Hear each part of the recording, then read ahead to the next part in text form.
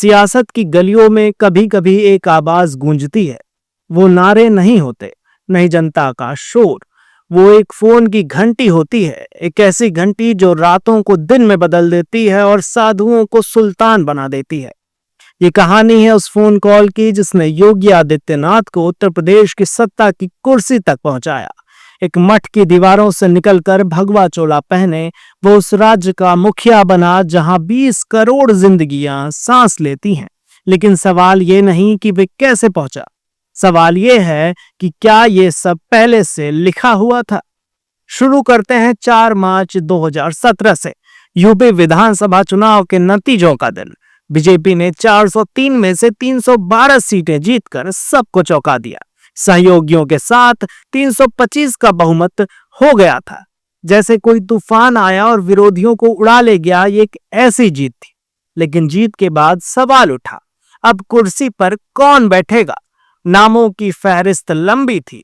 राजनाथ सिंह पूर्व मुख्यमंत्री और दिल्ली में गृह मंत्री, मनोज सिन्हा मोदी के करीबी और शांत चेहरा, केशव प्रसाद मौर्य ओबीसी का दम रखने वाले बीजेपी के प्रदेश अध्यक्ष। लेकिन इन सब के बीच एक नाम गायब था। वो नाम था योगी आदित्यनाथ का। वो गोरखपुर का सांसद, 5 बार लोकसभा जीत चुका था। गोरखनाथ मठ का महंत, हिंदुत्व का वो चेहरा जिसकी रैलियों में भीड़ उमड़ती थी। पर मुख्यमंत्री, किसी ने सपने में भी नहीं सोचा था कि फिर ये चमत्कार कैसे हो गया। इसलिए हम आपको थोड़ा पीछे ले चलते हैं।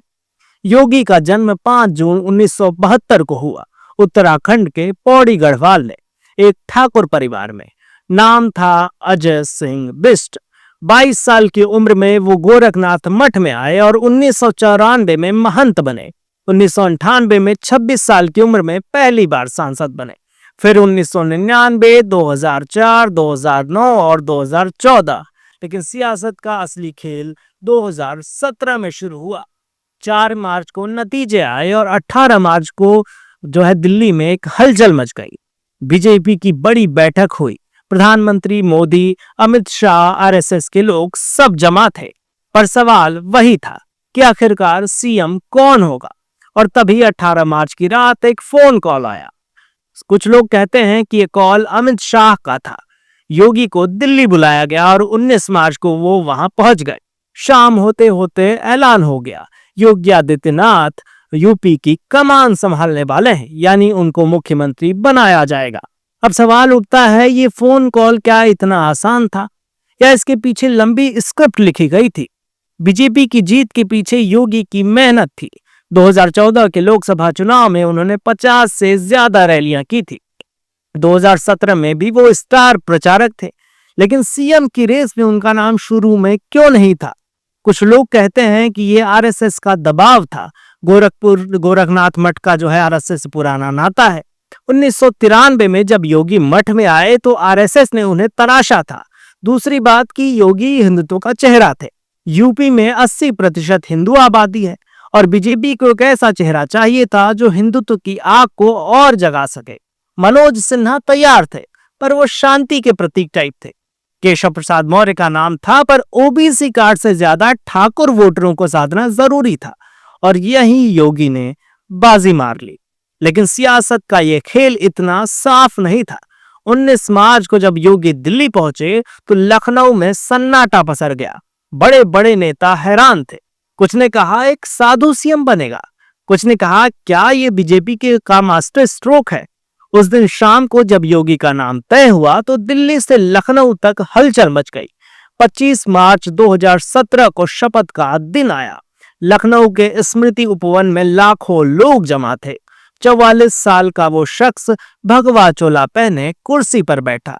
साथ में 2 डिप्टी सीएम भी थे, केशव प्रसाद मौर्य और दिनेश शर्मा। लेकिन सवाल वही, ये सब इतना जल्दी कैसे हुआ। क्या ये फोन कॉल पहले से तय था या बीजेपी के अंदर खाने में एक ऐसी उथल पुथल हुई जिसे हम नहीं जानते। चलिए थोड़ा और गहराई में जाते हैं। योगी का सीएम बनना सिर्फ एक फोन कॉल की बात नहीं थी, इसके पीछे सालों की मेहनत थी। 2002 में उन्होंने हिंदू युवा वाहिनी बनाई, गोरखपुर को बीजेपी का किला बनाया। 2007 में वो जेल भी गए, एक सांप्रदायिक मामले में गिरफ्तार हुए, लेकिन हर बार वो मजबूत होकर लौटे। 2014 में जब मोदी जो है पीएम बने तो योगी का कद और भी बढ़ गया। उनकी सख्त छवि, उनके बयान जैसे जो बोलेगा भारत के टुकड़े होंगे उन्हें ठोक दिया जाएगा, ये जो है सारे बयान उनको अलग पहचान बनाकर देता है। और 2017 में जब बीजेपी को यूपी की सख्ती और हिंदुत्व का मिश्रण चाहिए था तो योगी से बेहतर और कोई दिखा ही नहीं। लेकिन क्या ये सचमुच आरएसएस का फैसला था या पीएम मोदी और अमित शाह की जोड़ी का दाव? ये बात अभी अंदर खाने तक ही है।